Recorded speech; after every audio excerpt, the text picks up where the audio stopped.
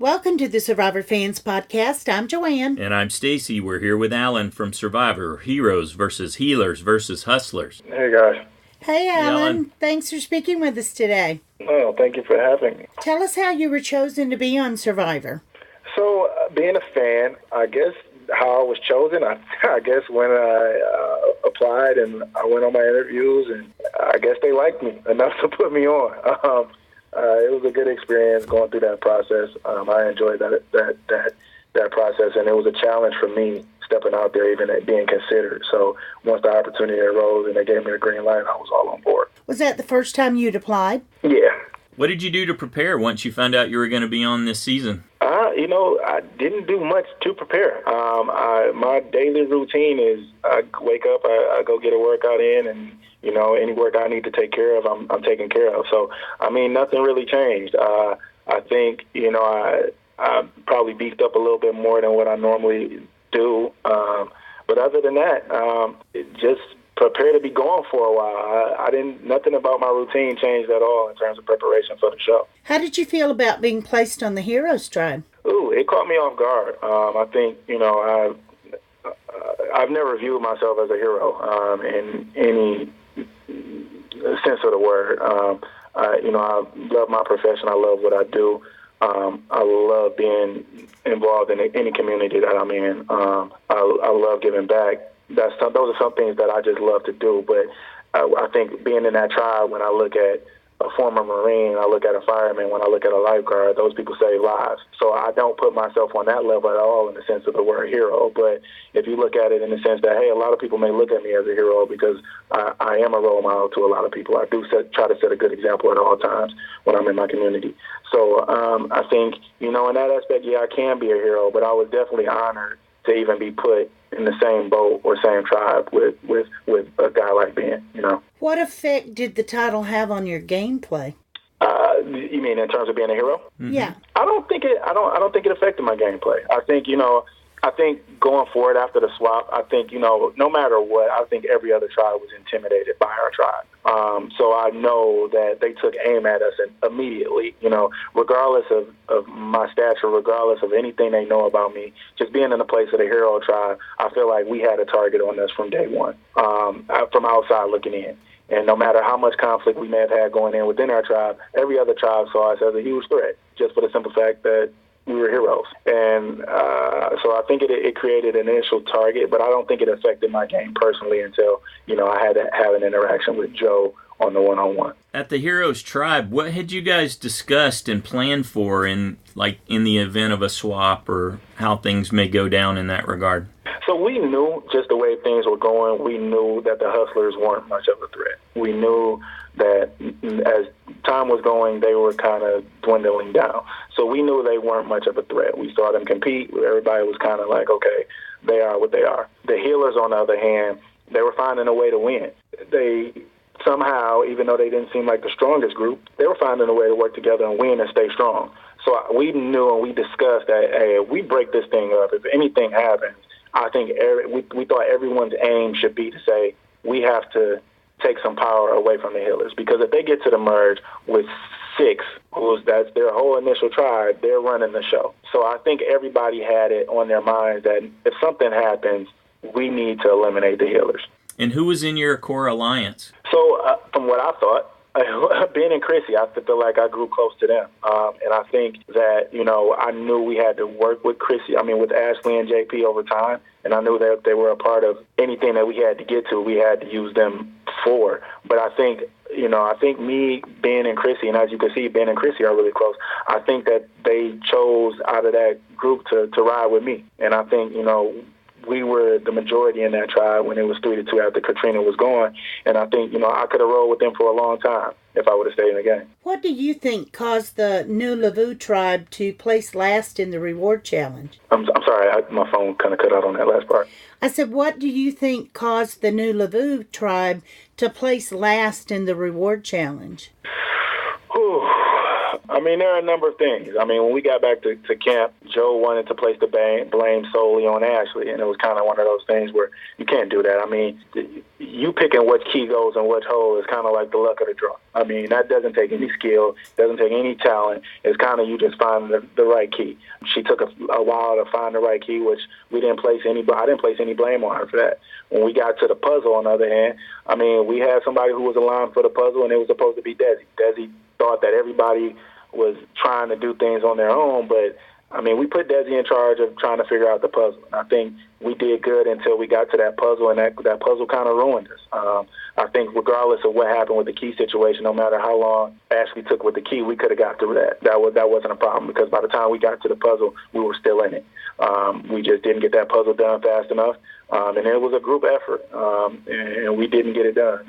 And, we had problems on that challenge and the challenge before, so I mean, that was the story of the new Lavu. Give us your assessment of each of your new tribe mates and how you think they're playing the game. Let's start with Desi. What did you think about Desi? Desi, when she got over after the swap, I think Desi was handcuffed. I think she was in a tough situation. I think she came over with Joe, who, as I'm seeing now, not only annoy his former tribe, but annoy our tribe. I think that for her, she was kind of in a situation where now I learned she knew he had the idol. She was forced to work with a healer because she was forced over with him. I just don't think she wanted to be in the situation she was in. I think the situation really was determine how she played. And I think if she had a chance, she would have got up from under Joe, but she just couldn't, especially not knowing that he had the power of an idol, and especially because they came over from another tribe. So I think she was handcuffed. I tried to get her to sway off of that, but I think, she was just in a tough spot. Okay, what can you tell us about Joe? I don't have a lot to say about Joe. Joe, I think that, he annoyed everyone in the tribe. He annoyed me, he annoyed Devin, he annoyed Ashley, he annoyed Desi.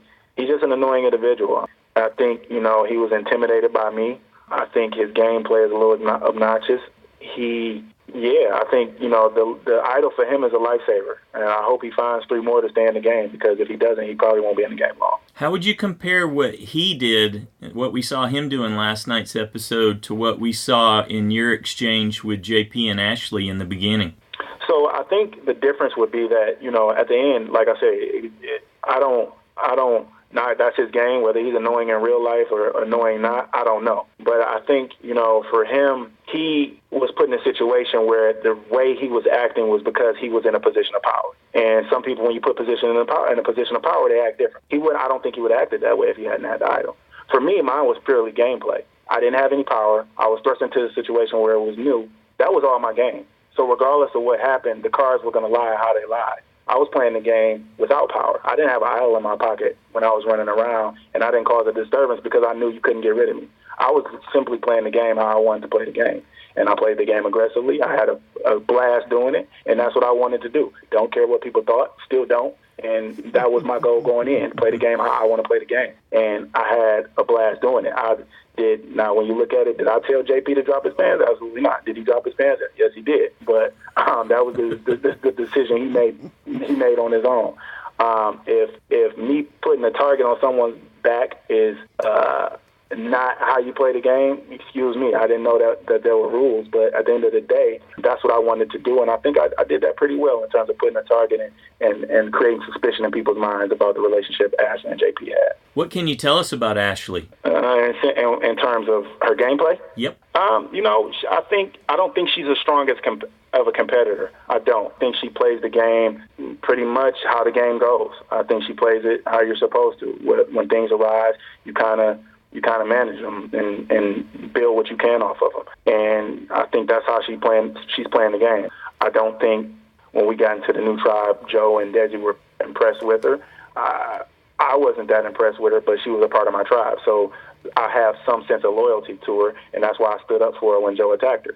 So at the end of the day, I don't have to be pleased with your game, but at the end of the day, I have to work with you, and that's how it goes. And in the profession that I've been, if I don't agree with everything a player does that's on my team, I don't have to. But at the end of the day, on Sundays, we got to find a way to work together. And I think that's what me and Ashley did at the end. And what can you tell us about Devin? Devin, I think Devin has a lot of game in him that he's not letting out. And for me, I found I found some comfort in Devin when he came over. I liked Devin a lot. I think he was a genuine dude. I thought I could trust him, especially going into tribal, and I don't think that way. But I definitely think, at least for the time being, no matter what Devin had on his mind, wherever he wanted to go with this game, I think we found a place of agreement that Joe was our target. And for that week and for what we were trying to get done, we were in a good place. So that's all I could ask for Devin at the time. Now, what would have happened after that, I don't know. Where it would have went, I can't say that. But I know at that point in time, I was fine with Devin. Devin was fine with me because we had the same goal in mind. Who would you say impressed you most overall in terms of their gameplay? Ooh, I say Chrissy. Chrissy has impressed me. I think for her to be in the game, and Chrissy just needs a crack. It's almost like you give her a crease, and Chrissy can create from that. And that's what I like about her game. I think she's going to go pretty far in the game because she's very strategic. And talking to her in some conversations off to the side when we were in camp, she's very strategic and she knows how to play the game. She's been a fan of the game for a long time. She's a genuine person. I like her. She's a nice person, and she gives off that mom aura, and it's comfortable to be around. And she's very impressive. Ben's character, I was really impressed with him. I think if anybody from the show that I probably could look at saying, somebody that I'll talk to from here to the end of time is Ben. I admire his character, a good, solid dude, and I hope, honestly, he's my favorite, and I hope he goes really far in the game. Did Devin tell you he received a secret advantage before tribal? No, he never brought it up. I didn't know that until he started reading it. What did you think was going to happen when you heard he couldn't vote? When he started reading, I kind of knew that, it's kind of like I said, and when I was sitting on the water, if everything doesn't go as planned and something goes wrong, if Joe has an idol, I'm going home. And I knew that. And so it's kind of like throughout tribal, you kind of get the momentum shifts. The aura changes over time throughout those tribals. So at one point in the tribal, I'm like, okay, I'm confident that things are going to go as planned. And then other times it's like, okay, something isn't right. There's something funky in the air. And when Devin started reading that, it confirmed that, okay, this funk is here. There's something going on. This is weird. It's getting weird. It might be a chance I'm going home. And then when he started reading this, like even before he finished, I knew something was weird. And it just confirmed it when he started reading. And by the end of it, I'm like, okay, it's a chance that I might go home. And then when Joe read the idol, I knew hands down I was going home. Was there anything else interesting discussed at Tribal Council that we didn't get to see? I wish I could tell you. I mean, it was pretty intense. But I think they did a good job in giving people the storyline and the gist of it. I mean, there was a little bit more back and forth that was going on that wasn't shown between me and Joe, and even with Ashley and Joe. But like I said, I had to step up to defend Ashley a few times because Joe, was in a place of attack on Ashley, and that went on. So I think, they did a good job of for the amount of time that we had for tribal. I think they did a good job in showing the floor how things went. Was there anything you wish had been shown about you on the show that didn't get aired? Not really. Like I said, I think for my family and my friends, they know me like no other. And I stayed true to myself, and they know that a lot of editing went on. And as long as, I can rest in the fact that I stayed true to myself, I played the game that I wanted to play, I think it's fine. Anything that I'm doing or that I do off the show is going to remain there. I think they did a good job of portraying how they need to portray me for the show. And that's fine with me. That's why I went on. I had a blast doing it, no regrets, and it is what it is. Did you ever find an easy way to open those coconuts? I did. I am a pro now, and I am. If anyone that wants to do a coconut challenge with me, let me know, because I am down, and I am a pro at opening coconuts now. All right. What did you see on TV that surprised you the most? What surprised me the most? I think, and it's not really surprising, it's more that you have to expect it. But my initial shock of watching the show was, even in that first episode when I looked like the completely crazy guy, which I'm fine with, I was surprised at the fact that there's so much that goes on in a day, in 24 hours. And between 3 tribes and 3 days, that's a lot of time to squeeze into an hour episode. So there's a lot that's left out. And at times I was just a little surprised at some of the conversations that I thought they would absolutely show to kind of show where things were going, they didn't show. So it's kind of like it created the story that they wanted to create, but I wish, in a sense that they would have showed a little more of how things got to where. And that's what I was surprised at the most. Did you have any injuries while you were out there? Any health issues? I cut my hands up pretty bad a few times, messing with those coconuts. But other than that, no, I didn't have anything significant. What's it been like watching with your family and friends? It's been fun. It's been entertaining. It's definitely been entertaining. I didn't embarrass my wife, which she was concerned about, so she was happy. But it's been entertaining. Like I said, I stayed pretty true to myself, and people know that when I start competing, I get aggressive, and I can be animated, and I love a challenge, and that showed. Which like I said, going in, I knew the one thing that I wanted to do was stay true to myself. The second thing was play the game how you want to play it and have fun. And those are things I did, and I think my family knew that going in, my friends knew that going in. So everything is laughs, everything is fun, and it's been great. Did you still have food at your camp? Any chickens left at the swap? When I went home, we did. I think we had one chicken left there we had two. We had two left when I left. Yeah, it was two chickens left when I left, so hopefully they enjoyed them. I know I enjoyed that first one when I was there. So hopefully they enjoyed them. But yeah, there were definitely some chicken left. How has your view of Survivor changed after this experience? It's definitely tougher than what I thought it was. Those challenges are tougher than what I thought they were. So in that sense, seeing what some of those people previous to my season went through, I got a little more respect for them now. And I see those challenges aren't as easy. And the feeling of being hungry all the time, I respect that because you are hungry all the time. You never eat till you're full. And, I could just gained a lot more respect from them in terms of the things that you go through on that show. It's definitely real. It's definitely reality. It's not a lot of outside things that affect the game other than, an idol or an advantage. But other than that, it's real.